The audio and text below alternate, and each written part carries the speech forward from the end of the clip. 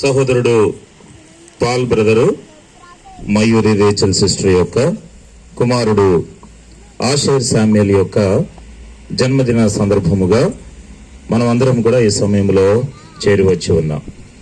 2 సంవత్సరాలు మరి దేవుడు తనను ఎంతగానో కాపాడి ఆషేర్ శామ్యుయల్ను ఎంతగానో భద్రపరిచి 3వ సంవత్సరంలోనికి దేవుడు ఆ బిడ్డను ప్రవేశపెట్టాడు.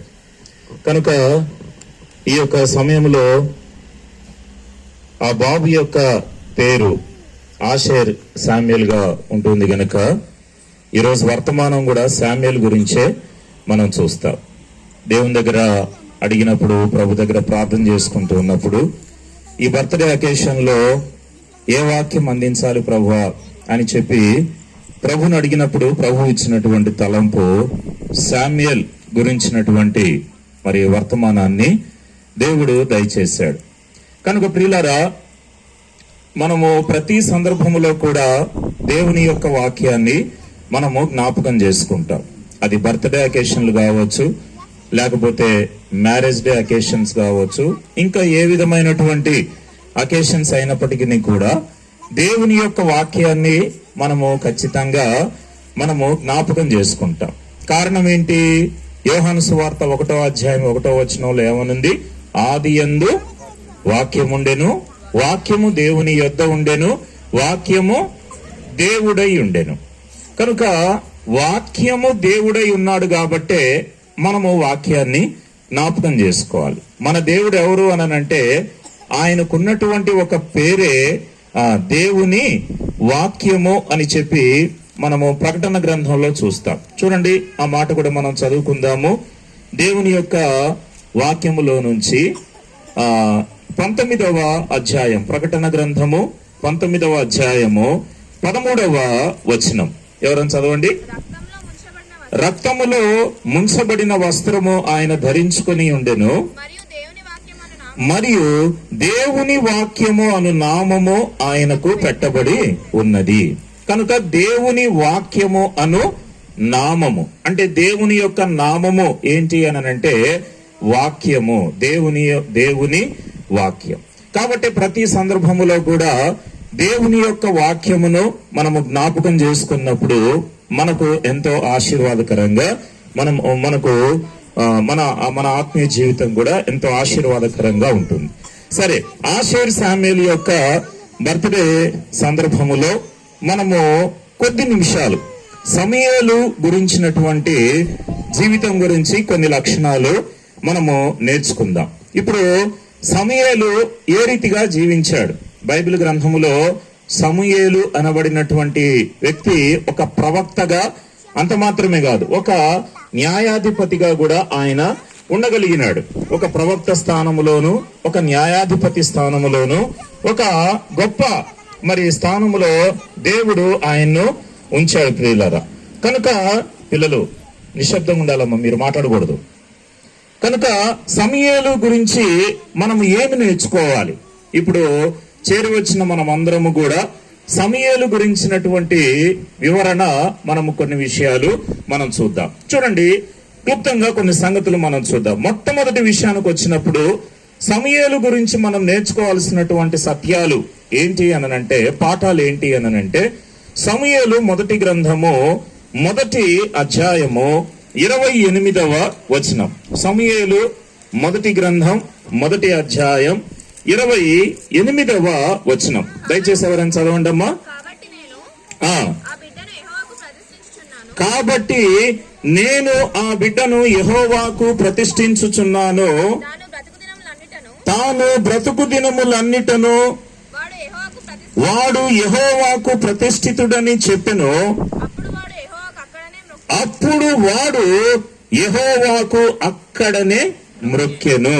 చూసారండి, సమూయేలు ద్వారా మనము నేర్చుకోవాల్సినటువంటి, మనము గుర్తించవలసినటువంటి ఒక ప్రాముఖ్యమైనటువంటి లక్షణం, మనం నేర్చుకోవాల్సిన ప్రాముఖ్యమైనటువంటి లక్షణము ఏంటి అనంటే, సమూయేలు గురించి రాయబడింది, అప్పుడు వాడు యెహోవాకు అక్కడనే మ్రొక్కెను. కాబట్టి మనము దేవునికి మ్రొక్కవలసినటువంటి వారంగా, దేవునికి నమస్కరించవలసిన వారంగా, దేవునికే మనము మొక్కవలసినటువంటి వారంగా మనము ఉండగలగాలి ప్రియులారా.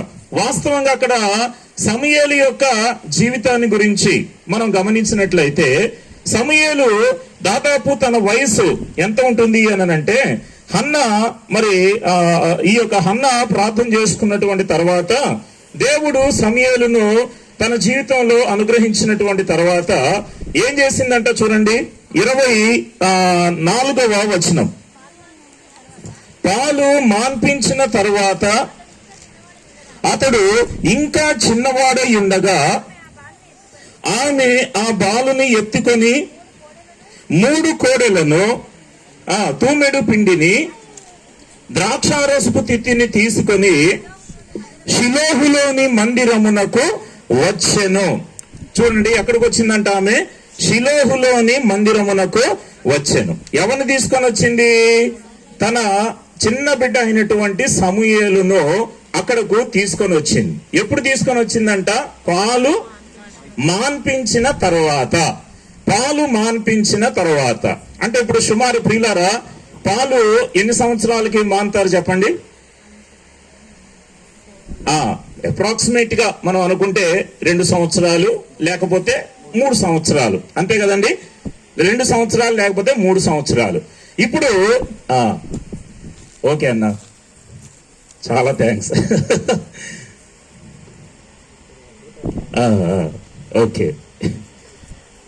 ఓకే, పాలు మాన్పించిన తరువాత అని మనం చూసాం. అంటే ఇంచుమించు 2 సంవత్సరాలు లేకపోతే 3 సంవత్సరాలు. చూడండి, ఆ 2 సంవత్సరాలు 3 సంవత్సరాల వయసులోనే ఏం చేశారంట? సమూయేలు యెహోవాకు మ్రొక్కెను అని చెప్పి మనం చూస్తూ ఉన్నాం. ప్రియులారా, దేవునికి మ్రొక్కినటువంటి భక్తుడిన, దేవునికి ఎప్పుడు మ్రొక్కినాడంట? బాల్య దినములందే, అంటే చిన్న వయసులోనే దేవునికి మ్రొక్కినటువంటి వాడు. వాస్తవంగా ఆ టైంలో ఏం జరుగుతుంది చెప్పండి? ఇప్పుడు హన్నా దేవుని దగ్గర ప్రార్థన చేసుకొని ప్రార్థనాపూర్వకంగా బిడ్డను సంపాదించుకుంది. ఆ తర్వాత ఇప్పుడు దేవునికి ప్రతిష్ఠితుడు అని చెప్పి తీర్మానం తీసుకున్నది కాబట్టి ఆ బిడ్డను దేవుని మందిరానికి తీసుకొని వచ్చేసింది. ఇప్పుడు దేవుని మందిరానికి తీసుకొని వచ్చిన తర్వాత అక్కడ ఆ బిడ్డను వదిలిపెట్టి వెళ్ళేటప్పుడు వాస్తవంగా ఆ చిన్న బిడ్డ ఏం చేస్తాడు చెప్పండి? జనరల్ గా అమ్మా అని చెప్పి ఏడుస్తాడా లేదా? అమ్మ నన్ను వదిలిపెట్టి వెళ్ళిపోతుంది, నన్ను విడిచిపెట్టి వెళ్ళిపోతుంది అని చెప్పి జనరల్ గా ఏ బిడ్డ అయినా సరే ఏడుస్తాడు, అవునండి. కానీ ఈ సమూయేలు ఏం చేశాడంట? అమ్మ అని ఏడవలే. ఏం చేశాడు? యెహోవాకు మ్రొక్కెను. తనకు సిచ్యువేషన్ అర్థమైపోయింది, తనకు పరిస్థితి అర్థమైపోయింది. ఇంకా నేను దేవునికి ప్రతిష్ఠితుడను అని చెప్పి తనకు అర్థమైపోయింది. అందుకనే యెహోవాకు మ్రొక్కినటువంటి భక్తుడిగా మనకు అక్కడ అర్థమవుతుంది. ప్రియులారా, ఆ సమయంలో తల్లి కొరకు ఏడవలేదు గాని, ఆ సమయంలో నన్ను విడిచిపెట్టి వెళ్ళిపోతుందే నా తల్లి అని చెప్పి ఏడవలేదు. కానీ దేవునికి ప్రథమ స్థానం ఇచ్చినటువంటి భక్తుడిగా, దేవునిని మ్రొక్కినటువంటి భక్తుడిగా మనం చూస్తూ ఉన్నాం. గమనించండి, మన జీవితంలో నిజమైనటువంటి దేవునికి మనము మ్రొక్కవలసినటువంటి వారంగా, నిజమైన దేవుణ్ణి మనము ఎరుగవలసినటువంటి వారంగా మొట్టమొదటిగా ఉండాలి ప్రియులారా. ఎందుకోసం అనంటే, ప్రభువును ఎరగనటువంటి వాళ్ళందరి పరిస్థితి ఏంటి అనంటే, చూడండి ఎఫెసీయులకు రాసినటువంటి పత్రికలో, ఎఫెసీయులకు రాసినటువంటి పత్రిక 2వ అధ్యాయం, ఎఫెసీయులకు రాసిన పత్రిక 2వ అధ్యాయము 12వ వచనం. పిల్లలు మీకు దెబ్బలు పడతాయి, మీకు కొంచెం ఇటు జరుగమ్మా, నువ్వు ఇటు జరుగు. మీ ఇద్దరు దూరం కూర్చోండి, దూరం కూర్చోండి మీరిద్దరు. దూరంగానంటే ఒక్క అడుగేనా? సరే. ఎఫెసీయులకు రాసిన పత్రిక 2వ అధ్యాయము 12వ వచనం. ఆ కాలమందు ఇశ్రాయేలుతో సహపౌరులు కాక పరదేశులను, వాగ్దాన నిబంధనలు లేని పరజనులను, నిరీక్షణ లేని వారును లోకమందు ఎలా ఉన్నారంట? లోకమందు దేవుడు లేని వారునై ఉన్నారంట. మనం లోకమందు దేవుడు లేనటువంటి వారంగా మరి ఉంటూ వచ్చాం. ప్రభువును ఎరుగక మునుపు, ప్రభువును మొక్కనటువంటి వాడు, ప్రభువును ఎరుగనటువంటి వారందరి పరిస్థితి కూడా అదే. నిర్గమాకాండంలో కూడా ధర్మశాస్త్రం గురించినటువంటి ఆ 10 ఆజ్ఞలు ఇస్తూ ఉంటున్నటువంటి సమయంలో నిర్గమాకాండము 20వ అధ్యాయం, నిర్గమాకాండం 20వ అధ్యాయము 4-5 వచనాలు మనం గమనిస్తే, పైన ఆకాశమందే గాని క్రింది భూమి ఎందే గాని భూమి క్రింద నీళ్ల ఎందే గాని ఉండు దేని రూపమునైనను విగ్రహమునైనను నీవు చేసుకొనకూడదు, వాటికి సాగిల పడకూడదు, వాటిని పూజింపకూడదు. ఏలయనగా నీ దేవుడనైన యెహోవానగు నేను రోషము గల దేవుడను. దానికన్నా ముందు 2-3 వచనాల ప్రకారంగా మనం చూస్తే 3వ వచనములో నేను తప్ప వేరొక దేవుడు నీకు ఉండకూడదు అని చెప్పి రాస్తున్నాడు. అంటే ప్రియులరా, ఆ యొక్క 10 ఆజ్ఞలలో మొదటి ఆజ్ఞ ఏంటి అనంటే నేను తప్ప వేరొక దేవుడు నీకు ఉండకూడదు. ఆ దేవునికే మనము మొక్కవలసినటువంటి వారంగా, ఆ దేవునినే మనము మన జీవితంలో ఎరిగినటువంటి వారంగా, ఆ దేవునికి మొక్కవలసినటువంటి వారంగా మనం ఉంటూ ఉండాలి.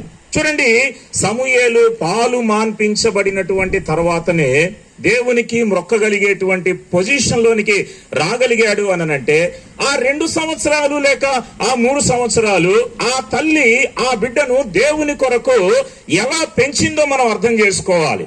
ఆ తల్లి తన కొరకు ఆ బిడ్డను పెంచలేదు గాని, తన కోసము ఆ బిడ్డను పెంచుకోలేదు గాని, తన కోసము ఆ బిడ్డకు పాలిచ్చి తనను పెంచలేదు గాని, దేవునికి ప్రతిష్ఠితుడు అని చెప్పి తీర్మానం తీసుకొని దేవుని కొరకు మాత్రమే ఆ బిడ్డను జ్ఞాపకం చేసుకుంటూ వచ్చింది. అందుకనే ప్రియులారా, ఆ పాలు మాన్పించబడినటువంటి ఆ టైంలోనే దేవునికి అక్కడ సమర్పించుకొని రాగలిగింది అనంటే నిజంగా తల్లి ఎంత త్యాగం కలిగినటువంటి స్త్రీ అండి.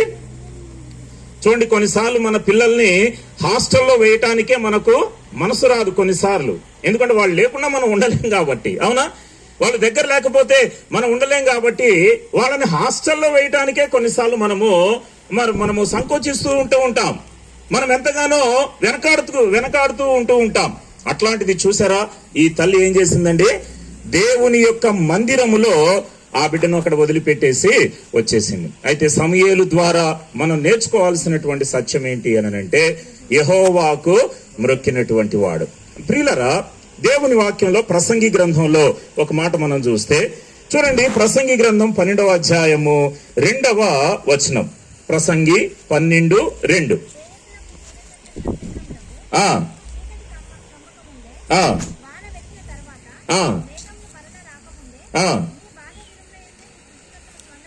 ఎప్పుడంట? నీ బాల్య దినములందే సృష్టికర్తను ఏం చేయాలి? స్మరణకు తెచ్చుకొనుము. నీ బాల్య దినములందే సృష్టికర్తను స్మరణకు తెచ్చుకొనుము. నిజంగా ప్రియులారా, ఈ ఆషేర్ శామ్యూయల్ ని కూడా పాలన తర్వాత సిస్టర్ మీరు చిన్నతనంలోనే ఆ బిడ్డ రక్షించబడేటువంటి అనుభవంలోనికి రాగలిగేటట్లుగా మీరు ఆ బిడ్డను జాగ్రత్త చేసుకుంటూ ఉండాలి. నిజంగా చూడండి, పిల్లలు మొట్టమొదటిగా వాళ్ళకి బెస్ట్ టీచర్స్ ఎవరు అనంటే వాళ్ళ జీవితంలో తల్లిదండ్రులే వాళ్ళకి మొట్టమొదటి టీచర్స్ అన్నమాట. వాళ్ళు చూసారండి, మొట్టమొదటి ఉపాధ్యాయులు వాళ్ళకి తల్లిదండ్రులు ఏ రీతిగా జీవిస్తూ ఉంటే వాళ్ళు ఆ విధానాన్ని నేర్చుకుంటారు. ఎక్కడ నేర్చుకున్నాడు సమూయేలు? ఏమండి, పాలు మాన్పించిన తర్వాత అంటే జస్ట్ 2 or 3 years ఎక్కడ నేర్చుకున్నాడు? తల్లి దగ్గర ఆ యొక్క ఆత్మీయ పాఠాన్ని నేర్చుకున్నాడు. దేవునికి మ్రొక్కేటువంటి పాఠాన్ని నేర్చుకున్నాడు. కాబట్టి బాల్య దినములందే ఏం చేయాలంట? సృష్టికర్తను స్మరణకు తెచ్చుకొనుము. ఈనాడు బాల్య వయసులో ఉన్నటువంటి పిల్లలు నిజంగా చూసినట్లయితే ఆ పొజిషన్ లో ఉండగలుగుతున్నారండి? ఎప్పుడు చూసినా సెల్ ఫోన్లే, అవునా?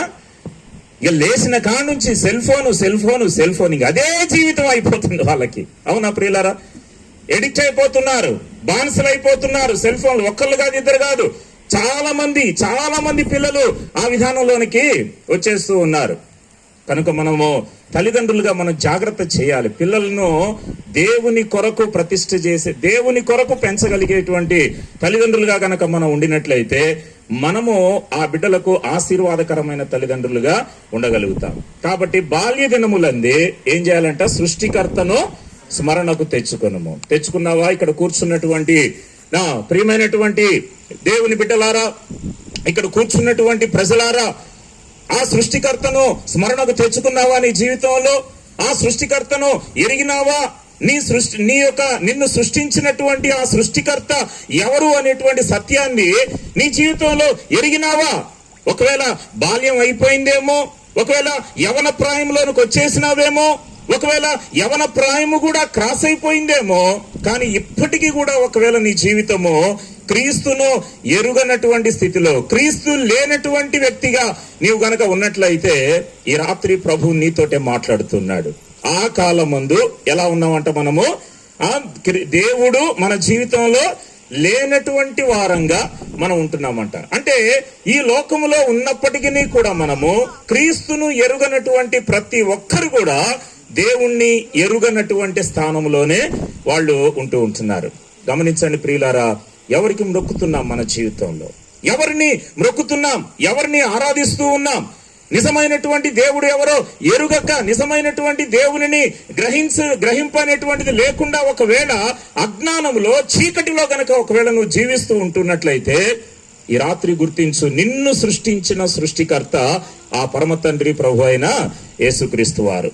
ఆయన మనందరి కొరకు ప్రాణం పెట్టి తిరిగి లేవటానికి, ఆయన మనందరి కొరకు తన రక్తమంతా కూడా ధారపోయటానికి, ఆయన మనల్ని అందరినీ కూడా ప్రేమించి మనందరి కొరకు తన్ను తాను అప్పగించుకున్నాడు. ఎలా అప్పగించుకున్నాడంటండి? దేని కొరకు అప్పగించుకున్నాడు అనంటే ఎఫెసీయులకు రాసినటువంటి పత్రికలో 5వ అధ్యాయం, ఎఫెసీయులకు రాసిన పత్రిక 5వ అధ్యాయము 2వ వచనము, క్రీస్తు మిమ్మును ప్రేమించి పరిమళ వాసనగా ఉండుటకు మన కొరకు తన్ను తాను దేవునికి అర్పణముగాను బలిగాను అప్పగించుకొనెను.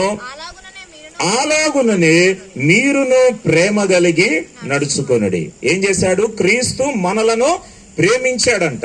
ఆయన తండ్రిగా ప్రేమించాడు మనలను, అదే రీతిగా కుమారుడిగా కూడా ఆయన మనలను ప్రేమించాడు. ఇక్కడ క్రీస్తు మిమ్మును ప్రేమించి మనం ఎలా ఉండాలంట?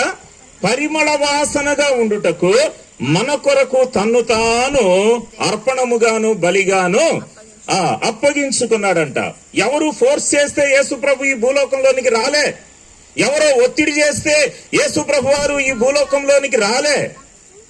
కనుక తనను తాను అర్పణముగా బలిగాను ఆయన అప్పగించుకున్నాడు. కారణం ఏంటి అని అంటే ప్రియులారా, నిజమునకు మన స్థితి ఎట్లా ఉందంట? పాపముల చేత, అపరాధముల చేత చచ్చిన వారమై ఉండగా. ఇప్పుడు వాక్యం ఏమని రాయబడింది? మనము ఎటువంటి వాసనగా ఉండాలి? పరిమళ వాసనగా ఉండాలి. చనిపోయిన బాడీ దగ్గర పరిమళ వాసన వస్తుందా? చనిపోయిన బాడీ దగ్గర సువాసన వస్తుందా? దుర్వాసన వచ్చేస్తూ ఉంటుంది. నెమ్మదిగా ఆ బాడీ అంతా కూడా కొలాప్స్ అయిపోతుంది, బాడీ అంతా కూడా చెడిపోతుంది. కాబట్టి ఆ బాడీ దగ్గర దుర్వాసన అనేది వచ్చేస్తుంది. అంటే ఆత్మీయంగా మన స్థితి కూడా ఎలా ఉంటుంది అనంటే, ప్రభువు లేనటువంటి జీవితము, ప్రభువును ఎరుగనటువంటి జీవితము, చచ్చిన అనుభవములో ఉండేటువంటి జీవితం. అప్పుడు మన దగ్గర నుంచి వచ్చేది దుర్వాసనే. అయితే దేవుడు ఏం చేశారంట? పరిమళ వాసనగా ఉండుట కొరకు తనను తాను అర్పణముగాను బలిగాను అప్పగించుకున్నాడు. ఇంత ప్రేమ ఆయన మన పట్ల చూపించినప్పుడు, ఆ నిజమైనటువంటి సృష్టికర్తను ఎరుగక ఒకవేళ ప్రియులారా ఈ రోజున ఒకవేళ ఆ నిజమైనటువంటి దేవునికి దూరస్తుడుగా గనక ఒకవేళ నీ ఉండినట్లయితే జాగ్రత్త, నీ కొరకు భయంకరమైనటువంటి దేవుని యొక్క ఉగ్రత ఒకటి కాచుకొని ఉన్నదని చెప్పి గుర్తించు. అయితే దేవుని యొక్క ఉద్దేశం ఏంటి అనంటే, ఆ ఉగ్రత నుండి నిన్ను రక్షించాలని, ఆ ఉగ్రత నుండి నిన్ను విడిపించాలనేదే దేవుని యొక్క ఉద్దేశం. రోమీయులకు రాసిన పత్రిక 5వ అధ్యాయము, రోమీయులకు రాసిన పత్రిక 5వ అధ్యాయము 9వ వచనం. కాబట్టి ఆయన రక్తము వలన ఇప్పుడు నీతిమంతులముగా తీర్చబడి మరింత నిశ్చయముగా ఆయన ద్వారా ఉగ్రత నుండి రక్షించబడుదుము. ఆయన రక్తము ద్వారా మనం ఎలా తీర్చబడతాము? నీతిమంతులముగా తీర్చబడతాం. పనికి మాలినటువంటి వారమైన మనము, నీతి లేనటువంటి ప్రజలమైనటువంటి మనము ఆయన రక్తము ద్వారా మాత్రమే మనము నీతిమంతులముగా తీర్చబడతాం. కారణం ఏంటంటే ప్రియులారా, ఆయన రక్తము అమూల్యమైనటువంటి రక్తం, ఆయన రక్తము పవిత్రమైనటువంటి రక్తం, ఆయన రక్తము నిష్కళంకమైనటువంటి రక్తం, ఆయన రక్తము పాపము లేని రక్తము, పవిత్రమైనటువంటి రక్తం. ఆ రక్తమును మనందరి కొరకు అర్పించటానికే యేసు ప్రభువారు శరీరధారిగా ఈ లోకంలోనికి అనుగ్రహించబడ్డాడు. చూడండి, శరీరధారిగా ఎందుకు ఈ లోకంలోనికి వచ్చాడు అనంటే, ఆయన ఆత్మగా ఉన్నటువంటి దేవుడు వాస్తవంగా. అయితే ఆత్మకు రక్తం ఉంటుందా చెప్పండి? ఆత్మకు రక్తము ఉండదు. కాబట్టి దేవుడు ఏం చేశాడు? ఆత్మగా ఉన్నటువంటి ఆ దేవుడు శరీరాన్ని ధరించుకొని ఈ లోకంలోనికి అనుగ్రహించబడ్డాడు. కారణం ఏంటంటే శరీరానికి మాత్రమే ఏముంటుంది? రక్తము ఉంటుంది. ఆ రక్తాన్ని అర్పించి తన ప్రేమ మనందరి పట్ల వెల్లడిపరచడానికే యేసు ప్రభువారు దుర్వాసనతో ఉన్నటువంటి మనలను పరిమళ వాసనగా ఉండటానికి కొరకే తను తాను శిలువ మీద మనందరి కొరకే తనను తాను అర్పణముగాను బలిగాను అప్పగించుకున్నాడు. ఆ దేవునికి నీవు నిజంగా మొక్కగలిగినట్లయితే నీ జీవితంలో దేవుడు కార్యాలు జరిగిస్తాడు. సమూయేలు అంత గొప్ప స్థానంలోనికి, ఒక న్యాయాధిపతి స్థానంలోనికి, లేక ఒక ప్రవక్త స్థానంలోనికి ఆయన ఎలా రాగలిగినాడు అనంటే, బాల్య దినములందే ఏం చేశాడంట? ఆయన సృష్టికర్తను మ్రొక్కినవాడు, సృష్టికర్తను స్మరణకు తెచ్చుకొనినటువంటి వాడు. జస్ట్ పాలు మాన్పించబడినటువంటి ఆ పీరియడ్ లోనే, ఆ కొంత టైంలోనే నిజదేవుడు ఎవరో గుర్తించినాడు కాబట్టి, నిజదేవుడు ఎవరో ఎరిగినాడు కాబట్టే దేవుడు అతనిని అంత గొప్పగా ఆశీర్వదించాడు. నిజంగా ప్రియులారా, చాలా మంది జీవితాలలో బాల్యం అయిపోతూ ఉంటుంది, ఇంకా ప్రభువును గుర్తించిన స్థితే. యవ్వనం అయిపోతూ ఉంటుంది, ఇంకా ప్రభువును గుర్తించినటువంటి స్థితే. చాలా సార్లు దేవుడంటే లెక్కలేని వారంగా, దేవుడంటే నిర్లక్ష్యమైనటువంటి మనసుతో చాలా మంది ఉండి ప్రభువును గుర్తించలేక, ప్రభువును గ్రహించలేక, ప్రభువు ప్రేమను తెలుసుకోలేక చాలా మంది ఇంకా ప్రభువుకు దూరస్తులుగానే ఉంటూ ఉంటారు. నా జీవితంలో కూడా ఎన్నో సార్లు ఎంతమంది దేవుని వాక్యాన్ని చెప్తున్నా సరే, దైవ సేవకులు కావచ్చు, తల్లిదండ్రులు కావచ్చు, ఎంతమంది దేవుని గురించి నాకు ప్రేమతోటి హెచ్చరిస్తూ ఉంటున్నప్పటికీ కూడా చాలా సార్లు ఆ ప్రభు యొక్క ప్రేమను గుర్తించలేక, ప్రభు యొక్క మనసును గుర్తించలేక లోకములో, పాపములో, శాపగ్రస్తమైనటువంటి జీవితంలో ఉంటూ ఉండగా 2001 సంవత్సరం ఆగస్టు 10వ తారీఖున ప్రభు నన్ను పట్టుకున్నాడు. అంతవరకు కూడా ప్రియులారా, ఒక క్లారిటీ అనేటువంటిది లేదు నా లైఫ్ కి, ఒక అవగాహన అనేటువంటిది లేదు నా జీవితానికి. నాలో ఉన్నటువంటి పాపపు జీవితాన్ని బట్టి, నాలో ఉన్నటువంటి శాపగ్రస్తమైనటువంటి జీవితాన్ని బట్టి ఆ దేవునికి నేను ఎంతో దూరస్తుడుగా నేను ఉంటూ వచ్చాను. దేవునికి నేను దూరం అయిపోతూ వచ్చాను, గాని దేవుడు మాత్రం నన్ను విడిచిపెట్టలేదు. ఆ ప్రభు ప్రేమ నన్ను తాకింది. ఆ రోజున యేసు ప్రభువా, పాపినైనా నన్ను కరుణించు అని చెప్పి ప్రభు దగ్గర నేను అడుగుతూ వచ్చాను. ప్రియులారా, గమనించండి, మరి యవన ప్రాయంలో నేను నా ప్రభువును గుర్తించలే. ఆ టైంలో నేను రక్షించబడ్డాను. చూడండి ప్రియులారా, బాల్య దినములలో ప్రభువుని ఎరుగలేకపోయాను, గుర్తించలేకపోయాను. ఈ రోజున నీ వయసు ఎంతో నాకైతే తెలియదు, కానీ ఇప్పటి వరకు కూడా ఒకవేళ యేసు ప్రభువును నువ్వు గుర్తించలేని స్థితిలో గనక ఉన్నట్లయితే, శామ్యూయల్ జీవితం నీకు ఒక చక్కటి ఉదాహరణను చూపిస్తూ ఉంది, చక్కటి మరి విషయాన్ని నీకు బోధిస్తూ ఉంది. బాల్య దినములందు లేకపోతే ఇప్పటికైనా సరే నిజమైనటువంటి దేవుడు ఎవరు నీవు గుర్తించి యేసు ప్రభువునకు మొక్కవలసినటువంటి వ్యక్తిగా నీవు ఉంటూ ఉండాలి. చూడండి, పాత నిబంధనలో మనం గమనిస్తే రాజుల 2వ గ్రంథంలోనికి వచ్చినప్పుడు, రాజుల 2వ గ్రంథము 21వ అధ్యాయం అనుకుంటాను. చూడండి అమ్మా, రాజుల 2వ గ్రంథములో 21వ అధ్యాయం, రాజుల 2వ గ్రంథము 21వ అధ్యాయము 3వ వచనం చదవండి.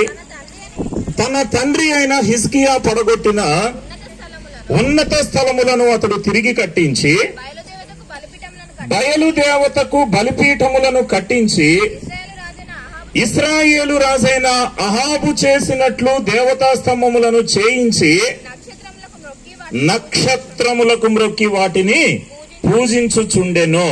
మనష్షే అనబడినటువంటి రాజు, ఈ మనష్షే ఏం చేశాడంటే అండి, తన తండ్రి పడగొట్టించినటువంటి తన తండ్రి ఎవరు? హిజ్కియా. హిజ్కియా మంచి పరిపాలన చేసినటువంటి వాడే. హిజ్కియా ఒక మంచి రాజుగా దేవుని ఎదుట ఉన్నటువంటి వాడే. అయితే హిజ్కియాకు పుట్టినటువంటి మనష్షే మాత్రము తాను చాలా పొరపాట్లు చేశాడు. దేవునికి చాలా దూరస్తుడుగా ఉంటూ వచ్చాడు. కనుక గమనించినట్లయితే ప్రియులారా, ఈ మనష్షే అంట ఏం చేశాడు చెప్పండి. ఈ మనష్షే గురించి మనం చూస్తే 3వ వచనములో హిజ్కియా పడగొట్టిన ఉన్నత స్థలములను అతడు మళ్ళా ఏం చేశాడు? తిరిగి కట్టించాడంట. హిజ్కియా వేటినైతే తీసివేశాడో, వేటినైతే ఆయన పడగొట్టించాడో వాటిని మరలా ఈ మనష్షే వచ్చిన తర్వాత తిరిగి మరలా కట్టించాడంట. కొన్నిసార్లు రాజకీయాల్లో కూడా అదే జరుగుతూ ఉంటుంది కదండి. రాజకీయాల్లో కూడా కొంతమంది కొన్నింటిని వాళ్ళ పరిపాలనలో తీసేసేస్తే మళ్ళా నెక్స్ట్ వచ్చే ప్రభుత్వం మళ్ళీ ఏం చేస్తారు, వాళ్ళకు ఒకవేళ అది నచ్చలేదు అని అంటే మళ్ళా వాటిని మళ్ళా అమల్లోనికి తీసుకొని వచ్చేవారిగా ఉంటారు. కనుక అది మంచి చెడ అనేటువంటిది చాలా మంది కూడా పట్టించుకోరు. ఈ మనష్షే ఏం చేశాడు? ఉన్నత స్థలములను తిరిగి మరలా కట్టించాడంట. కట్టించి మళ్ళీ ఏం చేశాడండి? ఉన్నత స్థలములను అతను తిరిగి కట్టించి బయలుదేవతకు బలిపీఠములను కట్టించి వేటిని మొక్కాడంట? నక్షత్రములకు మొక్కి వాటిని పూజించుచుండెను. దేనికి మొక్కుతున్నాడు? నక్షత్రాలకు మొక్కుతూ ఉన్నాడంట. అందుకనే వాక్యంలో మనం చూస్తే చాలా మంది కూడా సృష్టికర్తను మర్చిపోతున్నారు. దేన్ని ఆరాధిస్తూ ఉన్నారంట? సృష్టిని ఆరాధిస్తూ ఉన్నారు. హెబ్రోన్లో నేను ట్రైనింగ్ లో ఉన్నటువంటి దినాలలో అక్కడ కూడా హెర్మోన్ కాంపౌండ్ కి ఆనుకొని ఒక అపార్ట్మెంట్ ఉంటుంది. ఆ అపార్ట్మెంట్ లో ప్రతిరోజు కూడా ఒక వ్యక్తి ఏం చేసేవాడు అని అంటే ఉదయాన్నే ఇంకా స్నానం చేసుకొని ఫ్రెష్ అప్ అయిపోయి ఇక బయటకు వచ్చేసి